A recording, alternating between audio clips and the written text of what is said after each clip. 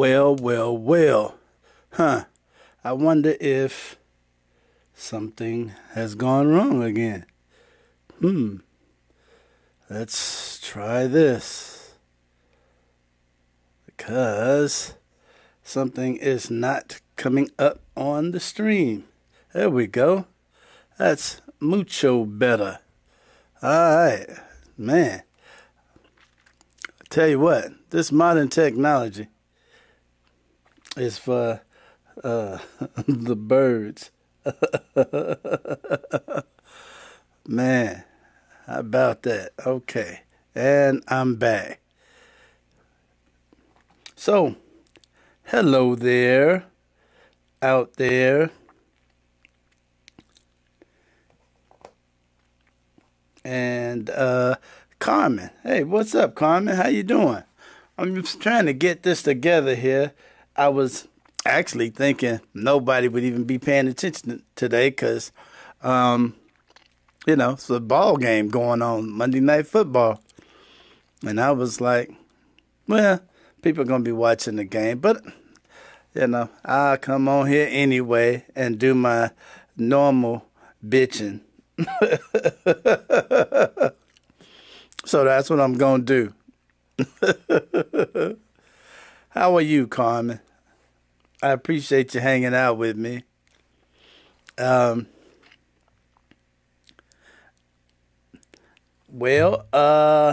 Bay and Houston. Tampa Bay and Houston. And it looks to be a pretty good game. Oh, you said y'all don't have ABC, but you can get it. We know you can get it. We know you'll work it out. I am not bad. I'm not bad. I'm in good spirits. Feel pretty good. Got no complaints. Not gonna complain about nothing. Not nothing. So I'm feeling pretty all right. Got up, cooked me some good breakfast this morning.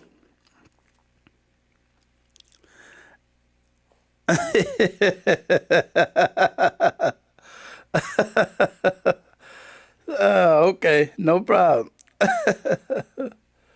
Wow, that's funny.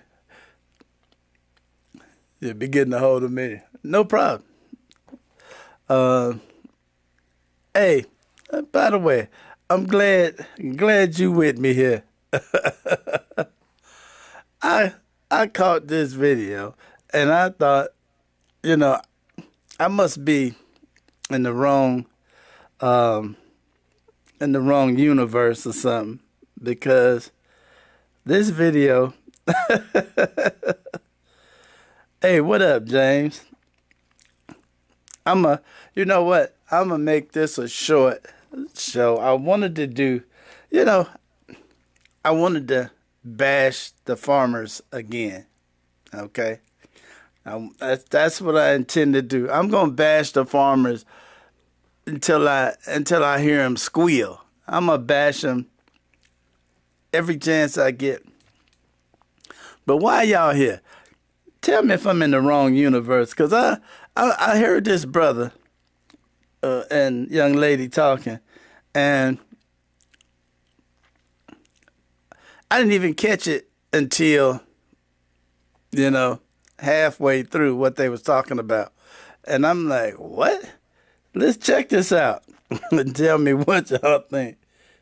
Sucking whatever she pull out Jesus of the fucking... Christ. I think straight men in particular, myself being one of them, have a hard time reconciling their trans attraction. They are so afraid of being outed as being gay or whatever, or just being attracted to trans women, that they will second guess their attraction to what I am assuming is a cis woman, right, in this scenario, just so they don't have to reckon with it. It goes down to the same violence that trans women face. Yeah, exactly. They literally face violence because men find them attractive. Yeah. A man will be like, "Oh, you're gorgeous," and then they'll find out that they're trans, and it's just like, "What the f you mean?" Like, they get mad at themselves for feeling like they've been bamboozled or whatever. And it's just like, no, you just have certain images of what you believe a woman, how women look. My brother, Your lizard brain activated.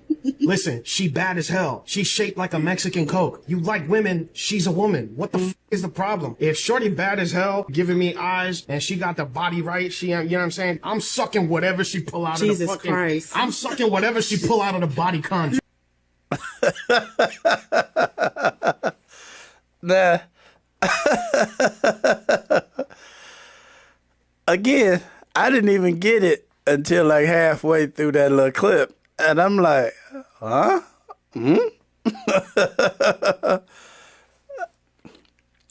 Now, hey, far be it from me to bash anybody, you know's lifestyle or whatever. But, you know, to each his own. Absolutely. Absolutely. I did take a little, I took a little bit with the young woman saying that,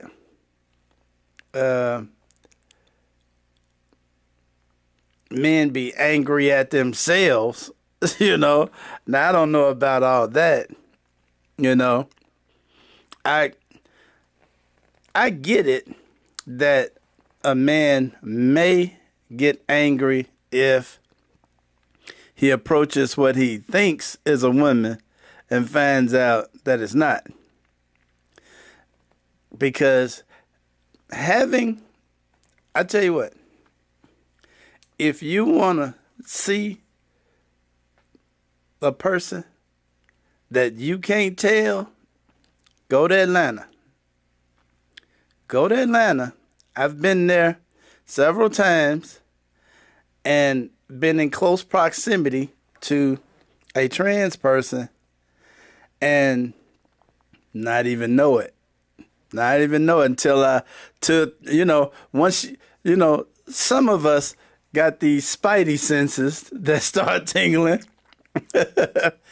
And you start scrutinizing everything, and all of a sudden you're like, no, you don't. You know? So I can see a guy getting a little upset if he approach somebody and then find out, if you approach somebody and you like, why you out here fooling people like that? I could see that, being upset because you were fooled so well, because let's face it, hey, Lisa,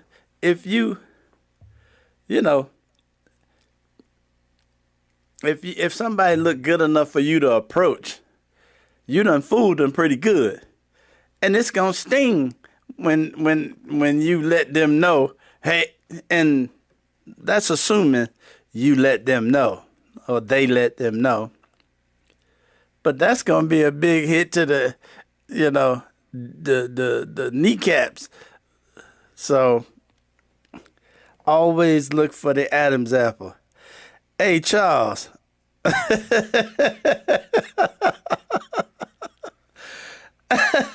Or request to see the goods.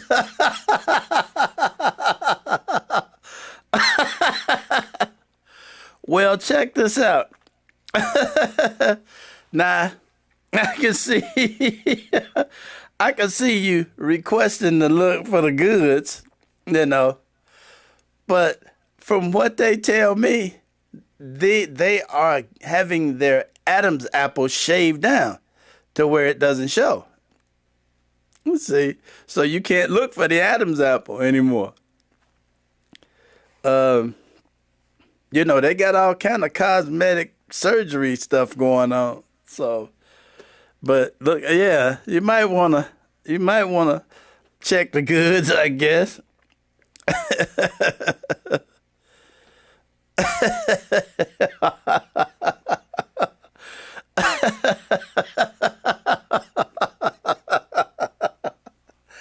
Lisa, child. Yeah, Well, that's a good question. That would be a good question to ask right there, Hey, but, I've started asking questions myself, and one of the questions that I ask when I meet somebody now is immediately, my second question is, were you born a female? And I'm like, if you get offended by that question, I'm sorry. Didn't mean to offend, but that's a very valid question today. Again, considering the number of times I've been to Atlanta and the number of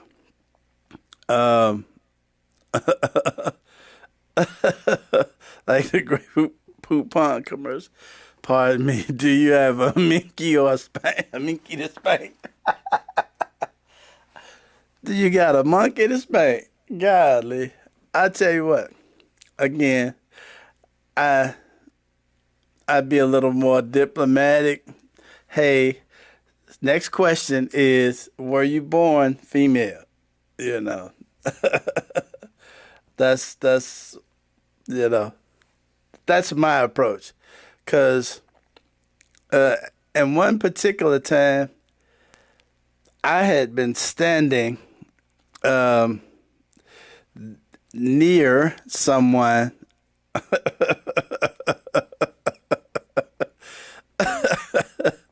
well, hey, I'm sorry if I got a good sense of humor. See, understand something. When I'm laughing, I'm seeing a picture.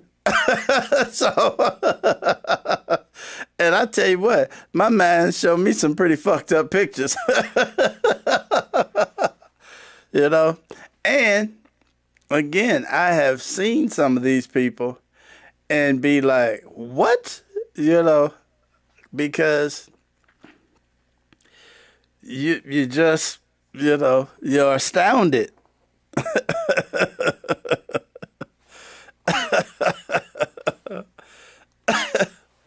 So,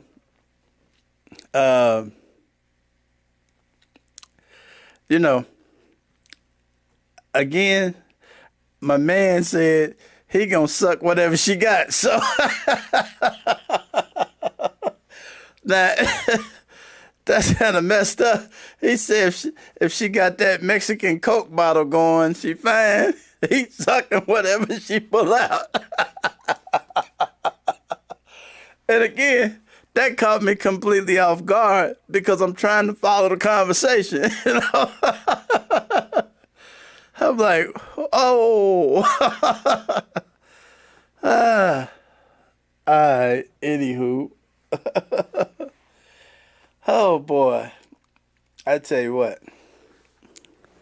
I think I'm in the wrong universe. I'm on the wrong planet or something. Wrong planet, wrong universe, wrong something. I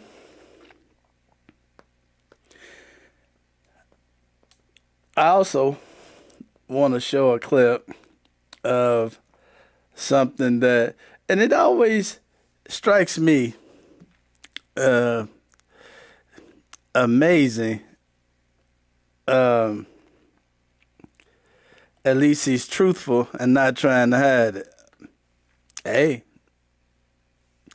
truth in advertising, I guess. And he definitely didn't stutter. Okay, he straight up sound like he meant what he was saying.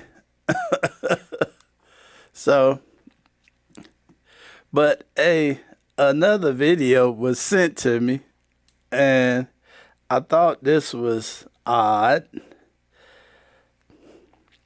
People try to get away with the strangest things.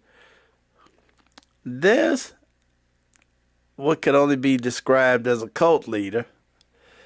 Now, personally, when I looked at this guy's face, he didn't look like a cult leader to me. If they only request moonlight or candlelight dates, there's your sign.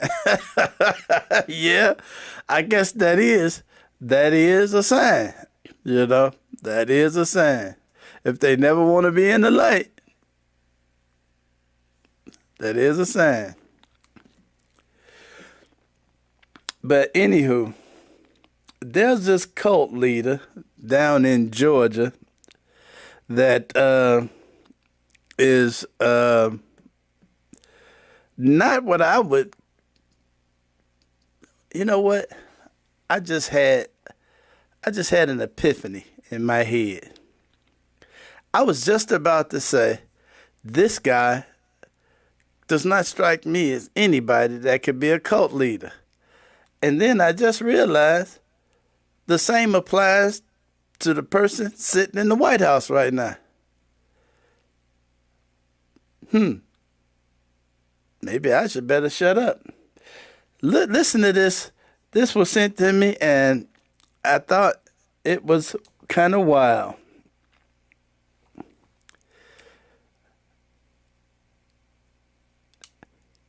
If they're rubbing your leg, but both hands on the table.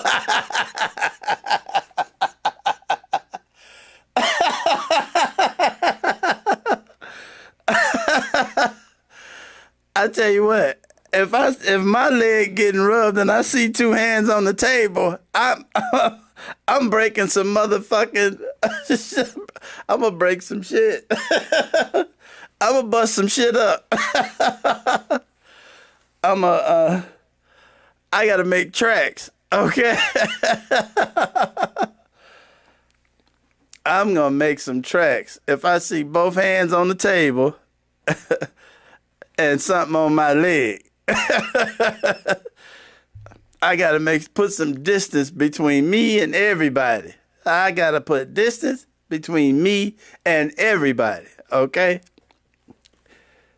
Shoot, I ain't gotta outrun the fastest motherfucker. I just gotta outrun whatever touching my leg. So, that's all I gotta say on that. That's all I gotta say on that. So, anywho.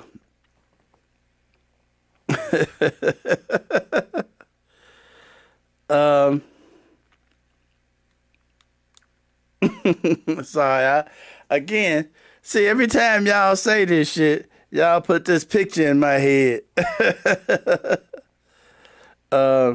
So I just saw a picture of me making one of those holes in the wall like this. So, anyway, back to this cult leader. Watch this video. Let me wipe my face.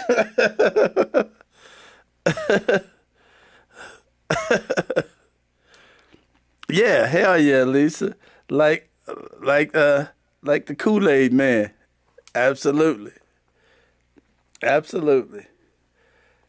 So check out this report on this crazy fool down in Georgia. Cult member, his first day in court just a day after the FBI raided his mansion in Columbia County's gated Westlake community. Ronnie Dennis's charges include conspiracy to commit bank fraud, conspiracy to commit wire fraud, and aiding and assisting in filing a false tax return. We're told Ronnie Dennis isn't even his real name, but an identity he stole in 1983, according to federal authorities. Your Liz Owen spoke with FBI officials today and has the latest on this case. The 4-hour hearing ended on a bizarre note with the court, the judge asking 6 people sitting up front where attorneys usually sit to stand up. He asked them if they misrepresented themselves as legal staff to the court to gain access to the courtroom. They said no, they represented themselves as simply staff. Then the judge asked them if they had a recording device on them. And one of them pulled out a pen that actually had a hidden camera on it. It ended with the judge giving them a stern warning that it all reeked of dishonesty and that that they're lucky that he's allowing them to leave. Now, all this stems from a first appearance hearing from a raid that happened yesterday by the FBI. That raid was at a nearly $2 million estate where House of Prayer leader Ronnie Dennis lives in Westlake. 8 defendants in all charged with financial and tax fraud, mostly dealing with using LLCs and power of attorney to obtain property, at least 200 properties in Georgia, and allegations of targeting military members to access their GI Bill. The FBI held a news conference today urging other victims to plead. So we're here today to talk to the individuals and families who were manipulated, exploited, or silenced by this organization, to let them know that we see you and we're here for you. The FBI is actively seeking additional victims of fraud schemes. So if you or somebody you know had contact with the House of Prayer Christian Churches of America or the House of Prayer Bible Seminary and believe your personal information, benefits, or finances were misused, we are asking that you please come forward. All the defendants, minus leader Ronnie Dennis and his top person, Anthony Owens, were granted bond today. One person was missing from the defendants. There's 8 in total, and that was Garcia. The hearing for Dennis and his top man will take place next week. In Augusta, Liz Owens, on your side. Now, again, let's talk about cult leaders. Now, I remember a time when a cult leader was charismatic, good looking, you know. Where we getting our cult leaders from these days? Where anybody be fooled like that sucker? Yeah. Right. I don't know how anybody could be fooled by him. But again, the question is where we getting our cult leaders from? Because we got one in the White House that's equally grotesque.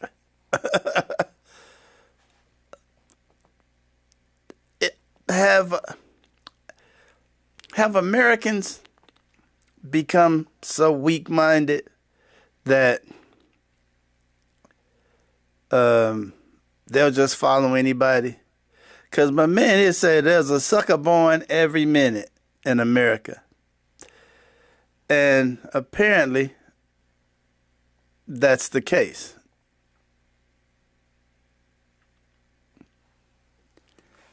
Have we become that weak-minded? Everybody seems to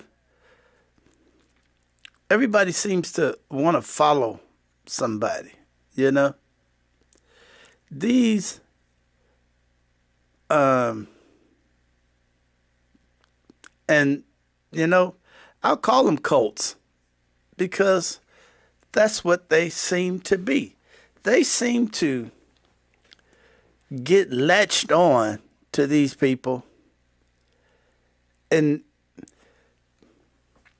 you know, turning over some physical assets to a person is one thing, but turning over your mind to a person, you know, that's got to be the scariest thing going. That these people are turning their minds over to these people. You know, to the guy in the White House, to this guy, to the guy that just got shot. You know, they're turning their minds over to him. And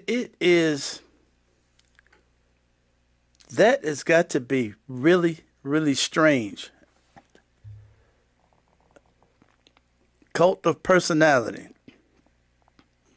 You know, I wonder if I could get away with that. You know, maybe I'll start me a cult. Nah, you know, I would just, you know, I can't even tell you what my cult would be like. And these were military people. Like, they could be so stupid. You know what? The military today, I'm seeing a good portion of them are following the cult leader in the White House, and the military people that are being, they said he was somehow charging them to use their military benefits. I don't know. I didn't get a good understanding of that. He was charging them to access their benefits. You know, that, no matter how I slice that up, that reeks of a scheme. You know, no matter how I look at it, what that sounds like, you know, was he charging them to allow him to use the benefits, or was he charging them to put them in touch with their benefits? Either way you cut it, it's scheme. You know, either way you cut it, it's some kooky scheme. And as a military person, you should be able to, you know, there's tons of military advocates and guides and people you can talk to, you know, to get information and knowledge about how to do something. So that was kind of crazy to me.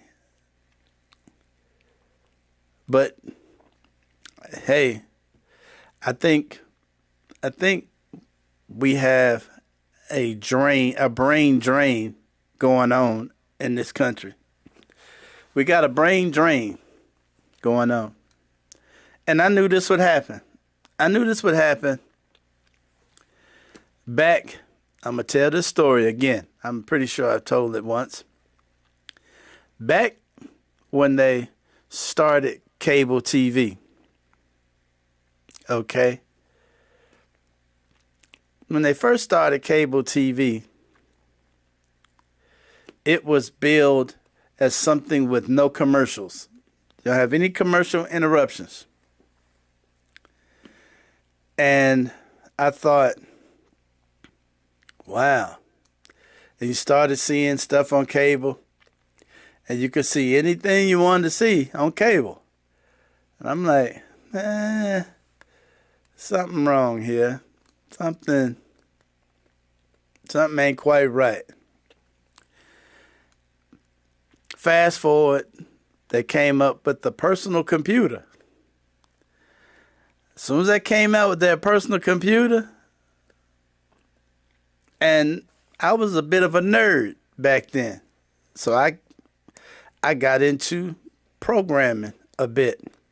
And the more I knew, the more I said, you know, people, this is going to stop people from thinking.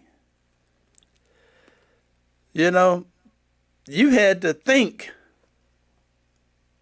when TV was regular TV.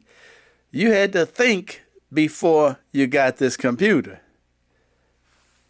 And I knew, I was like, people going to stop thinking. And that's what's happened. People don't think anymore for themselves. There is a brain drain going. Everybody's turning to something else for knowledge, you know? And what they're turning to is these people with these fantastic stories. If you got a fantastic story, you can get them. All you need is a fantastic story. And I tell you, yeah, zombies. That's it. Zombies for sure. You know,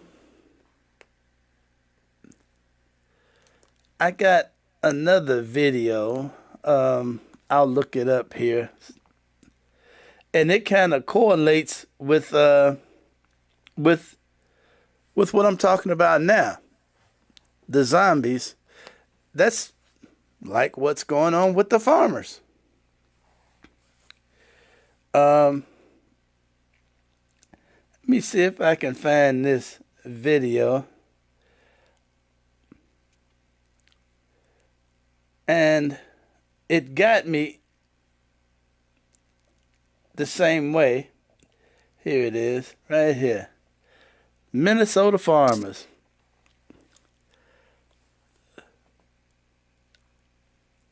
Talk about falling for a cult leader. If you got, all you need is a story, and they'll fall for it. And I've been highlighting different farmers from different states. We've done Nebraska, we've done Arkansas, Mississippi, all over the place, Indiana. Let's check out, we've done the Dakotas. Let's check out Minnesota farmers right now. Almost here for Minnesota farmers, but those growing our state's biggest ag export, soybeans, are worried because the number one soybean buyer, China, is boycotting our crop due to the trade wars. Reporter Joe McCoy says the situation is now so dire that farmers are asking for help.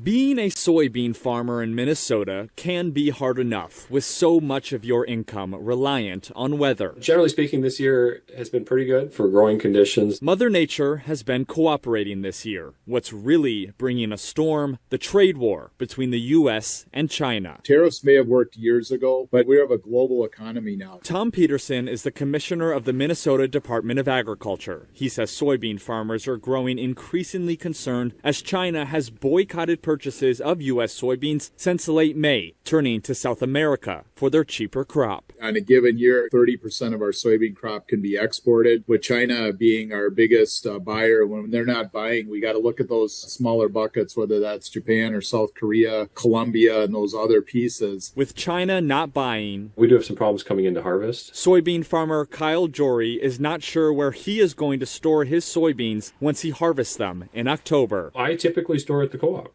And what's the challenge is that when I called the co-op and they said, well, it's going to be tight, I needed to come up with some backup plans this year. In order to sell some product, farmers are dropping their prices, cutting into their already marginal profits. Last year, sales were pushing over $10 for us, at least cash sales were. This year, we're looking at maybe an $8.80 roughly where I am. During the 2018 U.S.-China trade war, farmers ended up receiving a $23 billion bailout from the federal government. This week, Minnesota farmers were in the nation's capital pleading again for a bailout. No farmer wants to get a payment, but with tariffs and with other things going on, I think it's something that we should look at. The average age of the farmer in the United States is 60 years plus. So, we cannot lose any more young farmers. Bob Worth is a director on the American Soybean Association. Are you worried that in the next few years, young farmers could simply be priced out of the business? You bet I am. They don't have the net worth that the older farmers do or working capital, and it's making it extremely, extremely tough on them. Worth says on top of the trade war, the bad equation right now is simple. Prices on everything farmers buy is going up, while everything they sell is going down. Economically, agriculture is really suffering. Soybean farmers in Minnesota will begin harvesting in the next week or so. Now, in 2024, soybeans earned Minnesota nearly $3.3 billion in agricultural sales, so it's certainly going to be very interesting to see what that number is this year. Kent. Exactly, Joe. Now, you mentioned that weather has been generally on the farmer's side, at least in Minnesota this year. Has that at least helped a little bit here? Yeah, the good crop is really the saving grace here, because if we had the farmers I was talking to told me that if we had a bad crop on top of China right now boycotting U.S. soybeans, that really could have been a devastating situation. So hopefully there's a good enough crop that can kind of keep them afloat this year. All right, thanks, Joe. Okay, now, I didn't realize it when I looked at the video from the cult leader down in Georgia that the farmers here are also part of a cult. You know, I hadn't noticed the correlation. Because if you paid attention to that clip, in 2018, okay, the farmers got $23 billion handout. A $23 billion handout. And now they're looking to get another handout. Now, you got to be out of your mind to vote for the guy that ruined your market for a term ago. You're going to put that guy back in the White House? He ruined your market the first time. And now you want me. See, those zombies, they love to talk about where their tax dollars are going and where they don't want them to go. They don't want their tax dollars going to food stamps and women with children, Medicaid. They don't want their tax dollars going to that. Well, I don't want my tax dollars going to farmers. You're a farmer. You're supposed to be able to farm the land, sell your products. Hey, you have a bad year, bad crop, you work it out. Zombies. Now, I found a young lady out there who happens to be a farmer. And she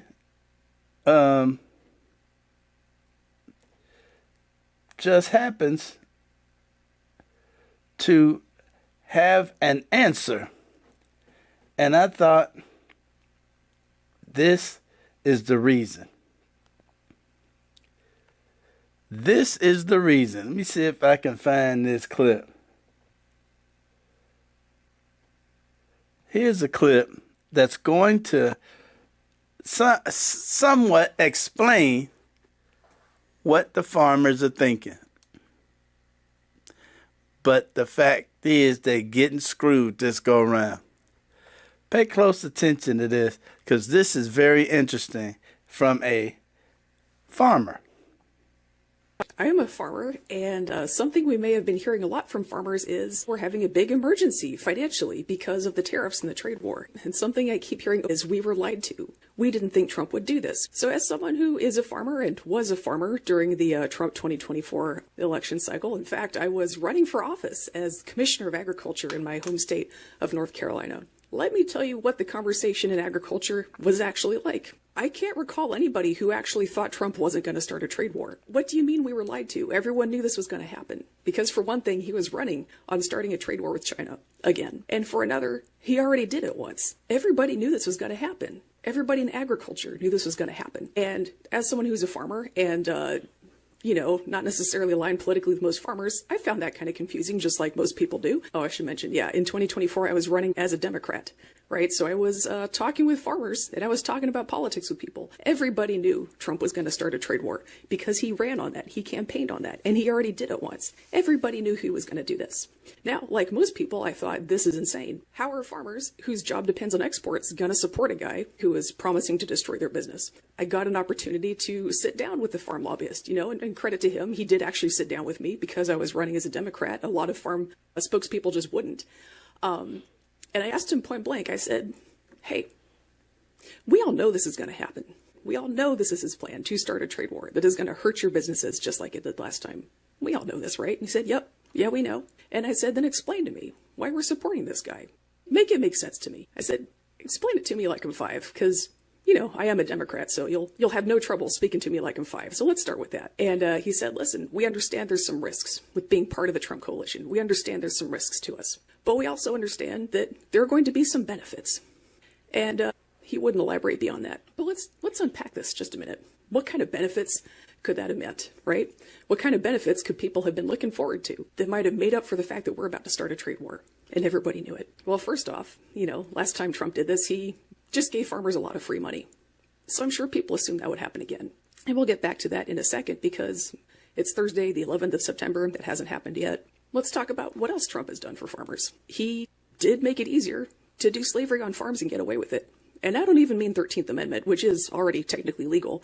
I mean, he made it easier to bring in H-2A workers and treat them like trash. Okay, he made it easier to do that. There were some reforms to the H-2A system in 2024 because we found that a lot of people were abusing it and enslaving workers, keeping them trapped in this country, keeping them from leaving, threatening their families to force them to work harder and not paying them enough. If that's not slavery, what is?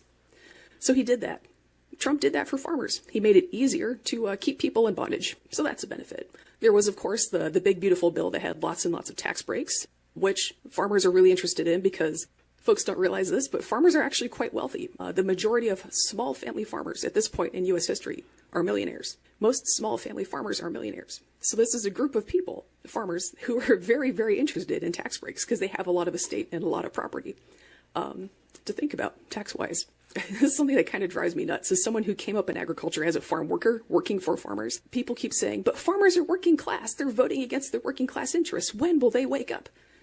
Never, because they're not working class. We've had the numbers on this for decades. The USDA's had data on this for years on the internet where you could just look it up. No one's ever bothered to look. We just assumed farmers were working class because, I don't know, big trucks, because those are cheap. Yeah, I don't know why people think farmers are working class. Land and tractors and trucks ain't cheap. It's not that complicated. We had a century where, the smallest, poorest family farmers are getting pushed out. Well, what happens after a century of that? Who's left? It's not poor people, is it? So anyway, that's another big benefit that farmers got from Trump is big tax breaks. That big, beautiful bill also had, was it 52 billion in additional free money for farmers? But of course, that's not enough. They're expecting other bailouts to come after that. And that has not been available so far. So everybody's starting to sweat just a little bit. What else was there? Oh yeah, environmental regulations. Yeah, environmental regulations was another thing they didn't like very much, and looks like those are not happening so much anymore either. So when people tell you, as farmers, we were lied to, that is absolutely not the case. We all knew what was coming. I thought we all knew this was the bargain we were driving. So when people come up and say now, oh, we were lied to, by what, your own eyes? You didn't notice last time you did this? What do you mean you were lied to? To genuinely think you were lied to, I think at this point you had to have wanted to be lied to. And that's not being lied to anymore. That's participating in a little group LARP activity. This we were lied to thing is just real interesting to watch because if you were there, no, we were not lied to. We all knew this was going to happen and people just assumed that free money would be there. Let's wrap up this free money conversation. In Trump's first term, he started trade wars that destroyed a lot of farmer sales, but he made it up to them by giving out free money. And I think people just assumed that would happen the second time around. Last time he was president, he still needed to get elected again. This time, it's his second term. So either we follow the Constitution and he can't run for president again, or we just throw all of that away. And then he doesn't really need votes so much anymore because we're not really doing the Constitution anyway. So he courted farmers in 2024 because he needed them. And now that he's in power, he doesn't need farmers anymore. He doesn't need us anymore. It's as simple as that. This is a guy who got kind of famous for stiffing his contractors. He doesn't need us anymore. And here in agriculture, I thought we all knew that story about free milk and a cow. And he's got the milk. You don't need to buy the cow. So, they got a whole bunch of reasons that they would have voted for Trump. The only problem is he's stiffing them now. And I love it. I love it. I love it. I love it. I got to tell you, I just can't get enough. If it makes me a bad person, oh well. I don't intend for them to get my tax dollars. Now, unfortunately, there is a big old hunk of money in the big, beautiful bill that they are waiting for. But it's going to be a long time before they can get it. And right now, Congress is kind of jacked up. There's some problems going on right now. So they ass out. What can I tell you? Cult leaders. This country has no shortage of cult leaders.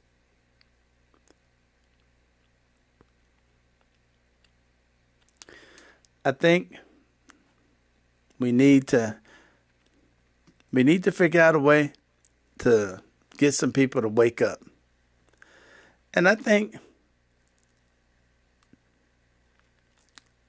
there is something that can be done. I just haven't figured it out yet. Maybe one of y'all can figure it out. Anyway, I'm going to cut it right there. Let y'all watch that football game, them that's watching it. I'm going to go up and watch myself, what's left of it. I appreciate y'all for hanging out. I hope these farmers get exactly what they deserve. I ain't lying. And another thing, I'm not sucking whatever she pull out. Just so the world knows.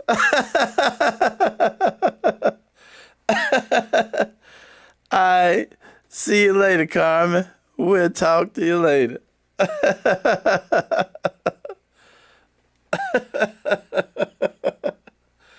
Oh my goodness. Y'all take it easy. Where's that button?